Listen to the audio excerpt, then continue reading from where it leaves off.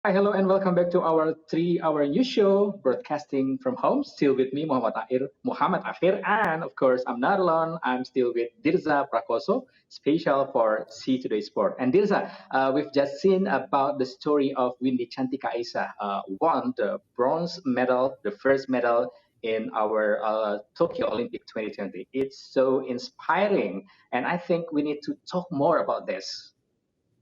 You are very correct, Asher, because we have Windy Chantika Aisa and her coach, Coach Dirja. But we're gonna conduct this interview in Bahasa, so bear with us. Windy and Coach Dirja, halo, selamat pagi. Halo, Atau selamat bisa pagi. selamat Apa siang. kabar? Sehat. Apa Alhamdulillah kabar? baik. Iya Windy, gimana perasaannya kemarin bisa mengangkat total 194 kilo dan mempersembahkan medali perunggu dan medali pertama untuk kontingen Indonesia? Sangat membanggakan. Bisa diceritain Alhamdulillah pengalamannya? perasaannya senang sekali, apalagi di umur 19 tahun. Gak nyangka ikut Olimpik dan gak nyangka langsung dapat medali juga. Nah, itu Alhamdulillah ya. persiapannya gimana?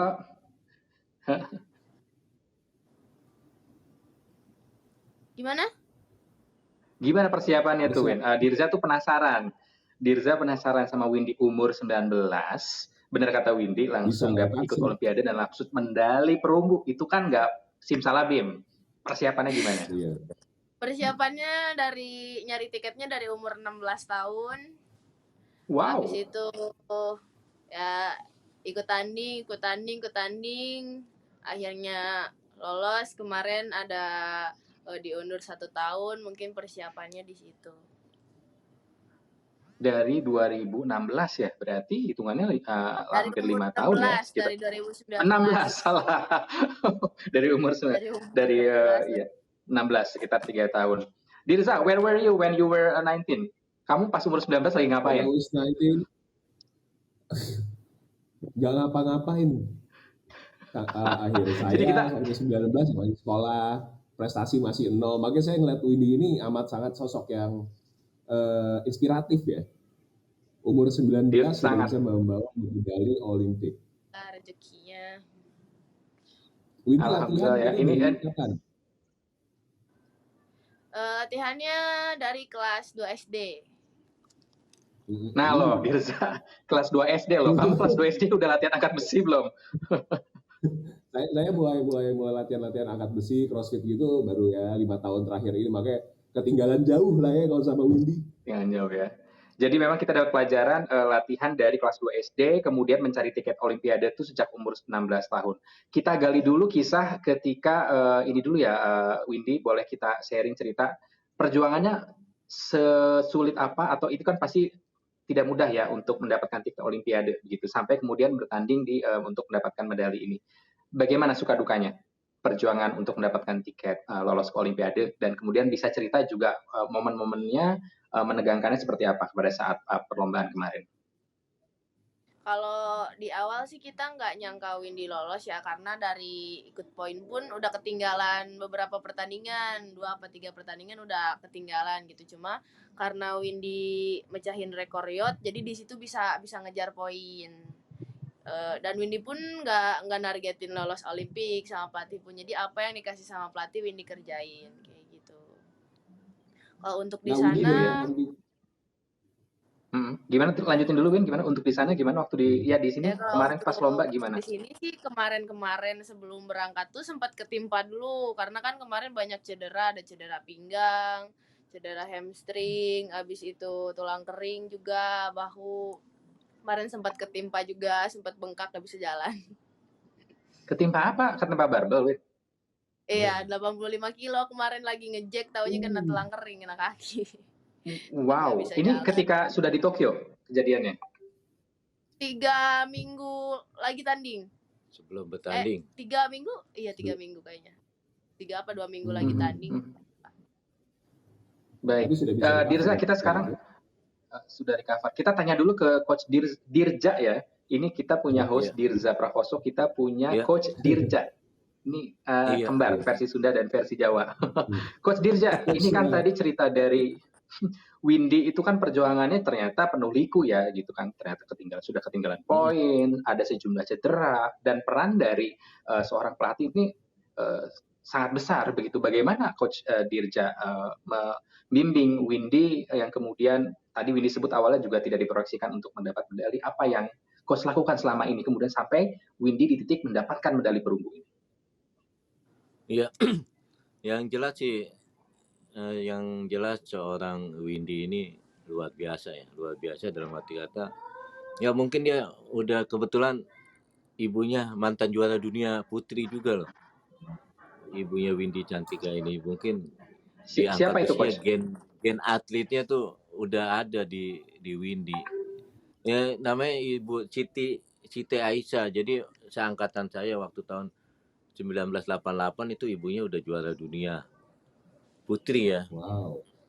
Iya, Literasi in jadi the apa family ya. ibaratnya gennya terus jiwa sportnya udah ada ya. Jadi mungkin ibunya nih makanya dari 2 SD tuh ibunya udah ngasih stick batang-batang pramuka tuh bukannya buat pramuka sama Windy, buat angkat-angkat besi sama dia latihan tekniknya.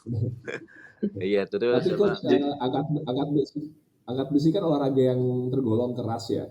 Untuk perempuan sendiri, untuk tahun-tahun sekarang, apakah ada lebih banyak yang tertarik atau gimana Coach melihatnya untuk perkembangan olahraga iya, ini di Indonesia? iya, semenjak Windy di 2018, 2019 juara SEA Games, kemudian juara Asia Junior itu animo untuk angkat besi putri lebih banyak, lebih besar ya. Jadi kalau ibarat ini Windy nih, kalau cantik itu jadi peragawati biasa Mas. Kalau cantik tidak berotot jadi angkat besi itu luar biasa.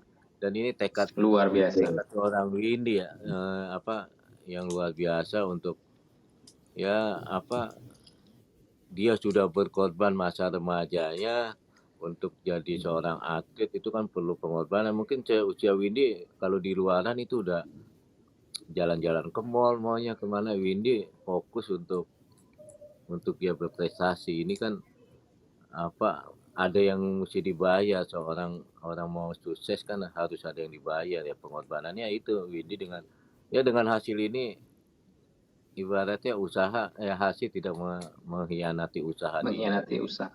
Iya, jadi Coach, dia saya nggak sia-sia lah perjuangan dia perjuangan Windy dan Coach kemarin. dan sangat panjang itu. Waktu snatch kan first attempt sempat fail tuh. Terus abis itu Windy bisa di second attempt bisa melakukannya. Itu apakah Coach semangati atau gimana? Apa ada kendala-kendala waktu angkatan pertama? Iya, kendalanya Apakah itu pertama yang ini kan multi event, ini olimpiade kan impian semua seorang atlet. Jadi atlet apa aja tuh kalau udah tampil di olimpiade luar biasa, dan ini Windy kemarin mungkin kaget ya. Dan kebetulan juga di panggung itu di settingnya tuh panggung, jadi disorot tuh hanya panggung aja, yang lainnya tuh gelap.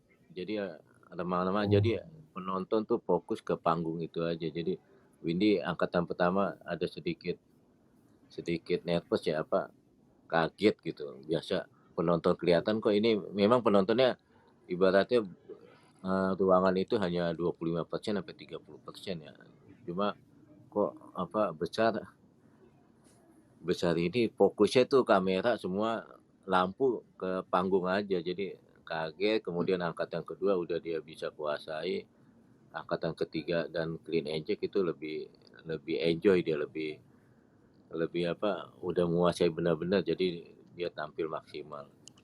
Dan dalam persiapan ya kemarin di tertekan kan di 110 kilogram ya.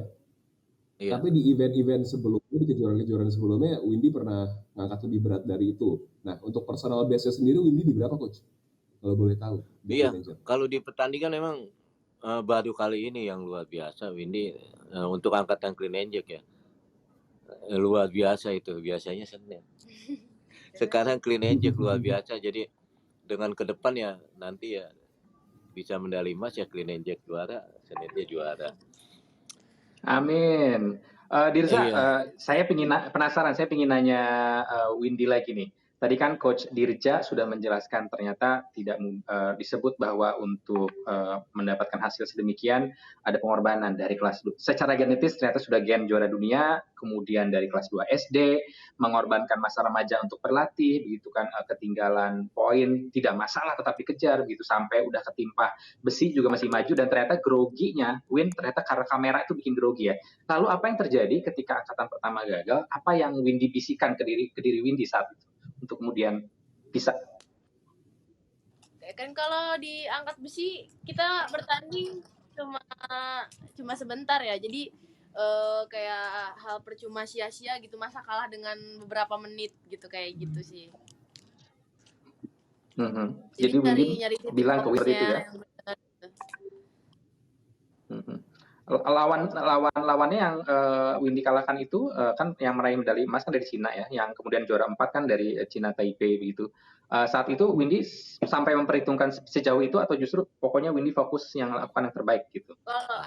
Kalau Windy fokus benar-benar fokus Windy dan barbel. Untuk strategi dan apapun itu pelatih yang urus. Pokoknya Windy tinggal angkat aja.